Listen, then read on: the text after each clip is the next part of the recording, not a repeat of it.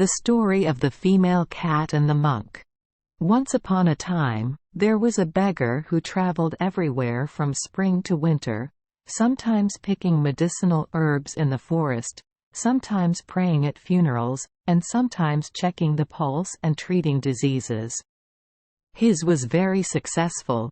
Every time a patient recovered, they invited him to stay, but he never took advantage of their kindness for long. After a few days, he packed his bags and left. Life like this was of course very difficult in the winter, and when he encountered harsh weather, he would find a monastery to live through the bad weather.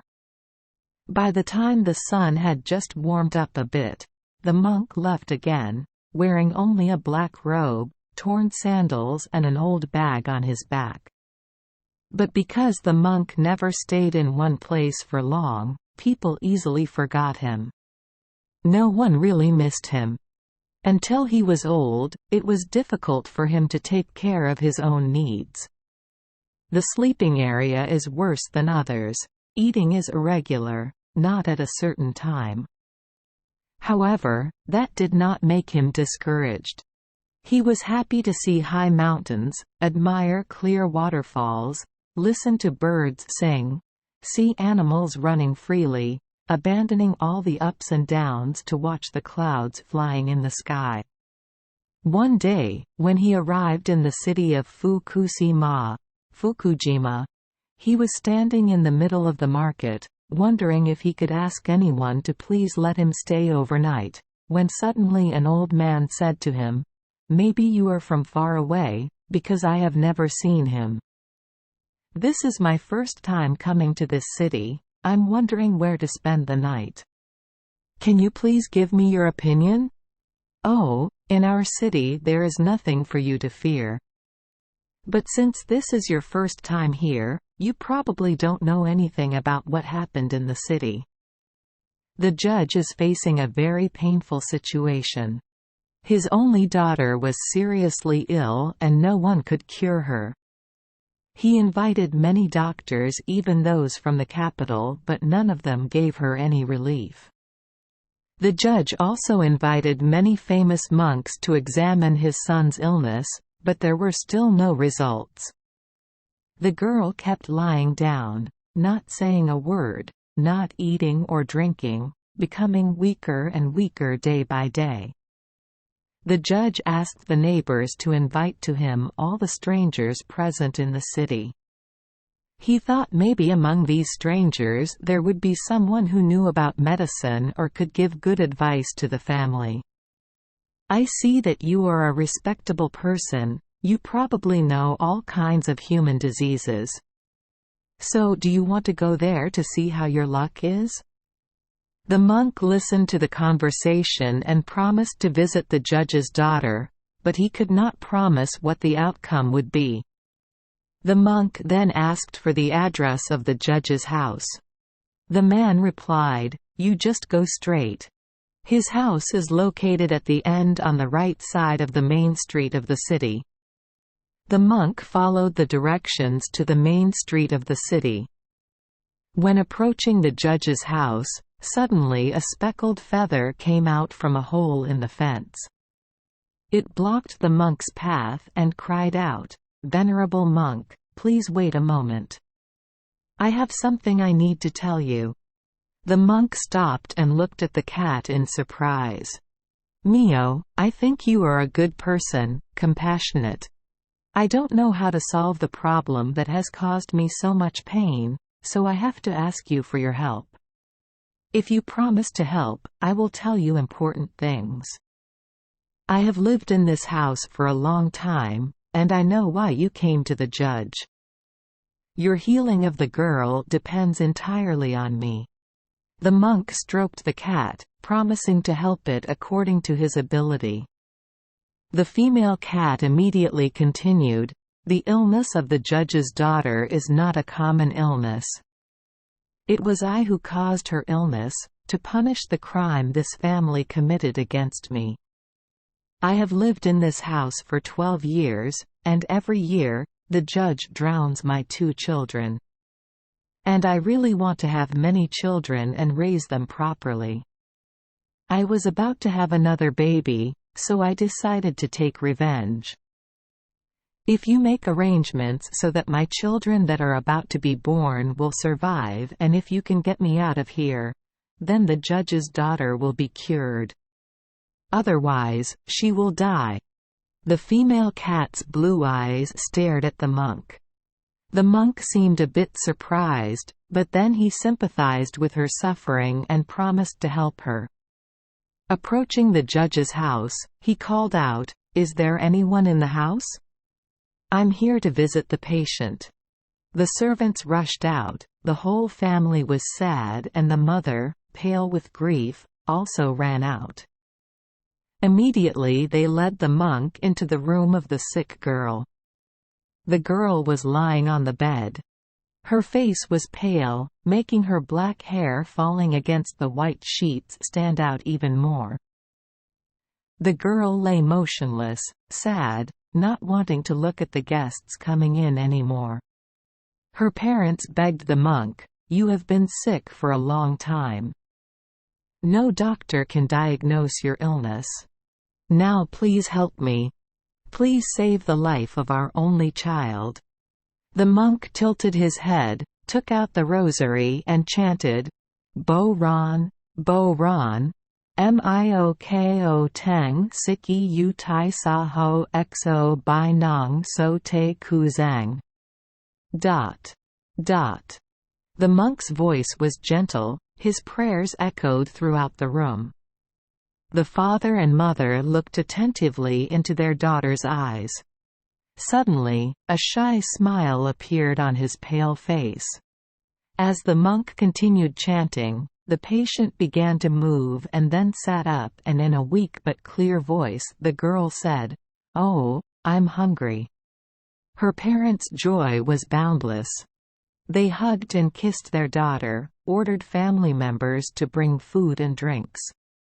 With tears in their eyes, the two of them thanked the monk.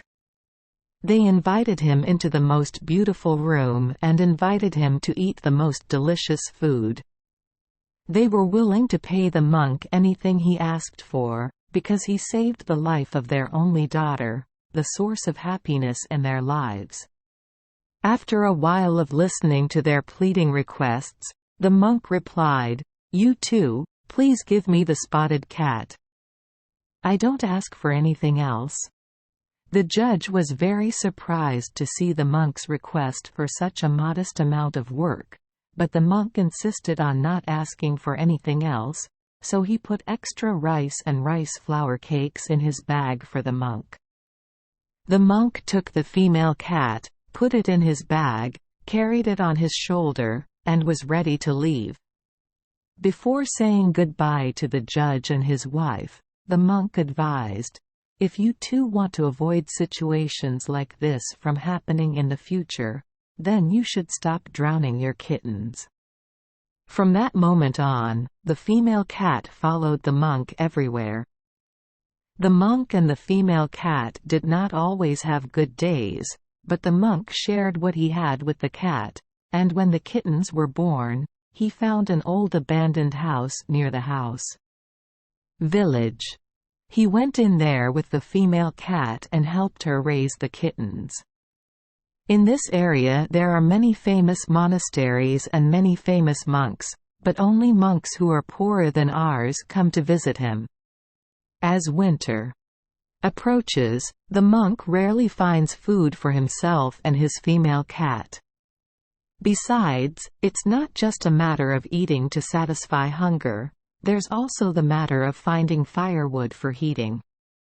The monk thought for a long time, then one day, he said to the cat, "Dear cat, you probably know how miserable we are.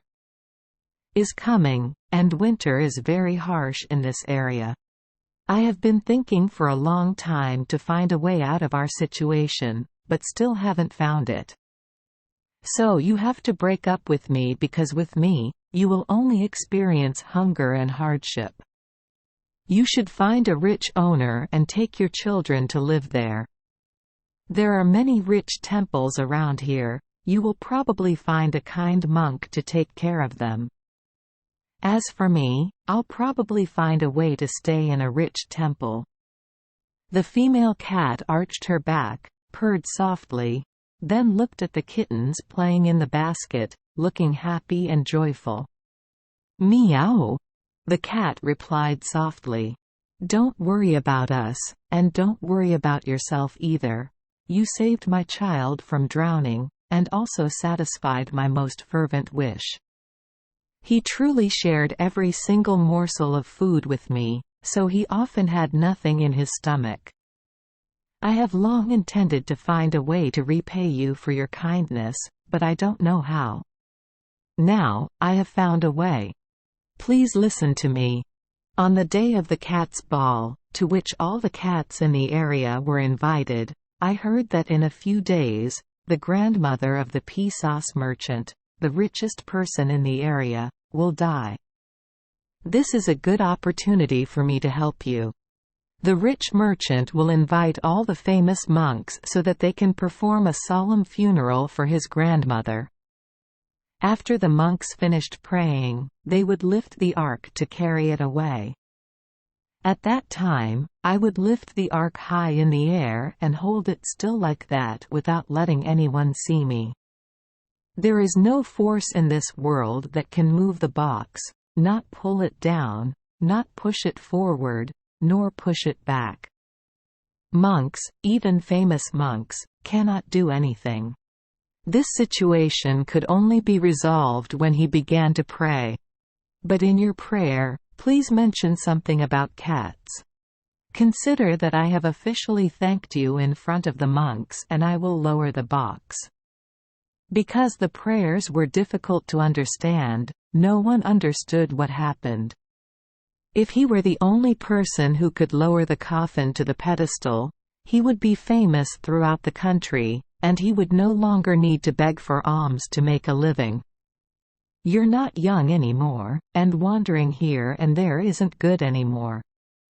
The monk shook his head, doubtful, because he did not believe in the magic of female cats.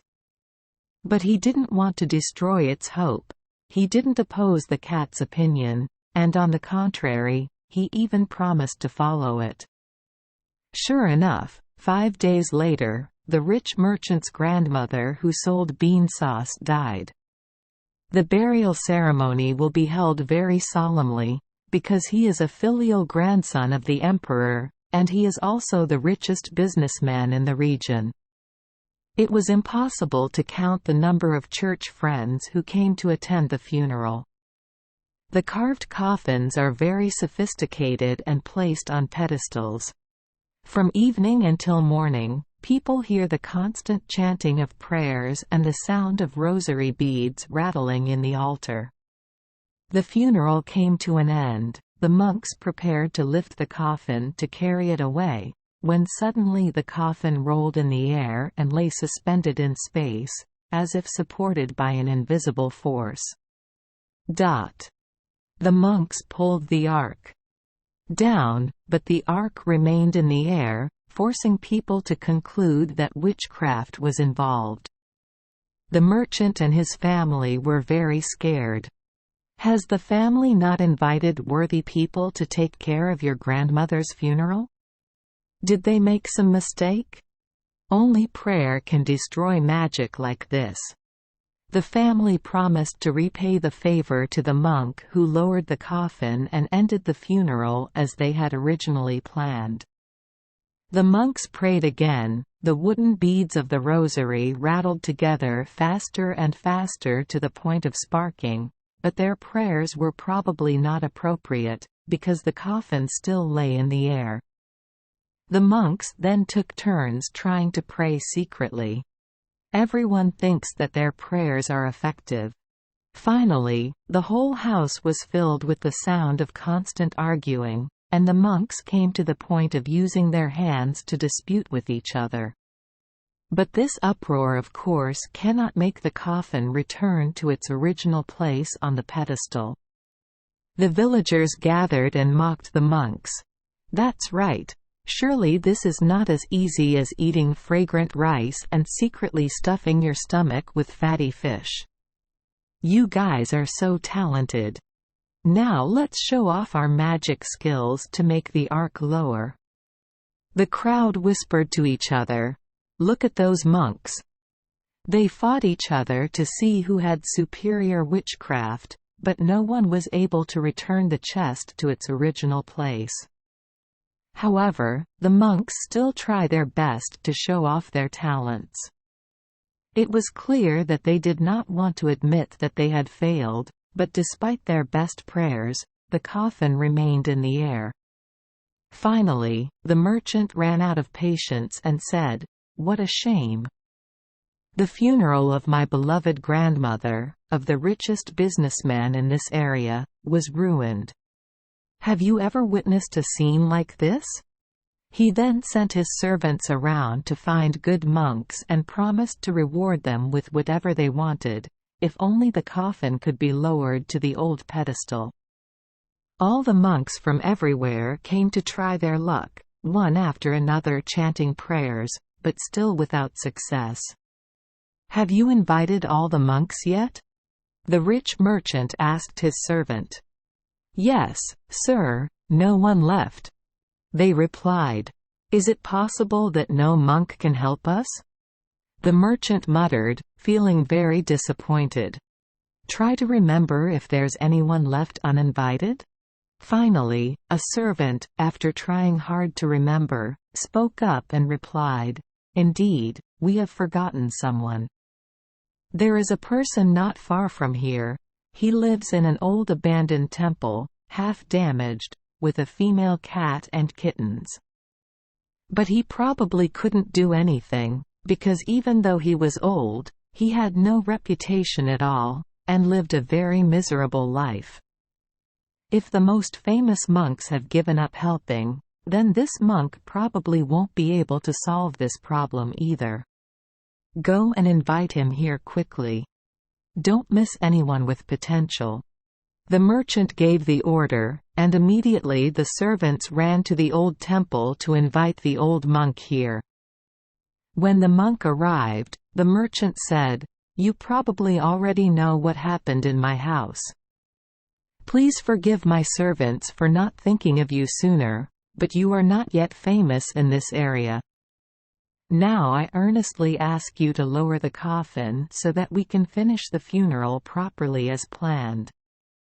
You are my last hope, because until now, no one has succeeded even though the most famous monk has tested their magical skills.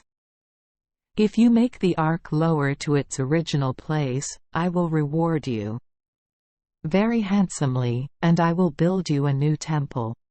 The monk bowed without saying a word, then went into the room where the coffin was floating in the air as if supported by some invisible force. The monks crowded around, mocking the old man in ragged clothes. "Look at that poor old man, he wants to do the job that we have failed to do. It's surprising that he had the audacity to accept this job." The villagers pointed at him and said to each other, "Look at that teacher. You're at an old abandoned temple. What can he do besides eat rice? Hey guys, he doesn't seem to be eating enough rice. He looked so skinny, and his clothes were old and tattered. Who knows, maybe this poor monk could be better than those well-fed and well-dressed monks." The monk did not pay attention to what they said, he acted as if their words had nothing to do with him. He approached the coffin floating in the air, then prayed, "Bo Ron, Boron, Mio Ko Tang Si." The coffin still did not move. Kyo Tai Zeho Kat Kai. Right at that moment. Then, the coffin slowly lowered onto the pedestal. All breathed a sigh of relief, and the rich merchant, still bewildered, ordered the coffin to be raised to continue the burial. He was afraid the witchcraft would haunt him again. But the coffin returned to being a normal coffin. The monks continued their work. Relatives and guests sent the coffin away in a long line, and the deceased was given a proper burial, just like the funeral of a rich merchant's family. Best in the region. After the funeral, the merchant invited the old monk to come and asked him where he wanted to build the temple. But the monk did not want to build a new temple. He just wanted to repair the old, abandoned and crippled temple. His wish was immediately fulfilled. The merchant called for workers, carpenters, carvers, painters, and many others to come to work. Soon, the old temple gave way to an intricately carved wooden pagoda, red lacquered columns, and in the pagoda there were many beautifully carved Buddha and saint statues. The new temple attracted many monks from small, distant temples. They gradually gathered, and after a while, the temple formed a large monastery. The old monk became the monk in charge of the monastery. He became famous everywhere for his ability to successfully perform the merchant's funeral, and the temple became a frequent destination for many pilgrims, with many merchants and the boatmen followed. So, in just a short time, an entire city grew up around the temple. As a result, the female cat's plan not only helped the monk, but also helped many people in the city get housing and jobs. The monk lived happily with the female cat. Only when he arrived did he leave the monastery for a while to travel and enjoy the natural scenery, enjoying the green mountains and forests and listening to the birds sing. But then he hurried back, because he was old and his legs were weak, not like when he was young. Wandering everywhere has become tiring for an old person. When attending funerals, he often advised the mourner to decorate the coffin with a dragon head. He often muttered to himself so softly that no one could hear him. In case the female cat has good intentions and wants to help someone, it can easily become an obstacle. Thank you for joining us for today's fairy tale. We hope these stories bring joy and meaning to your day. If you love our channel, please hit the subscribe button so you won't miss any exciting tales. Wishing you a good night and sweet dreams. See you in the next story.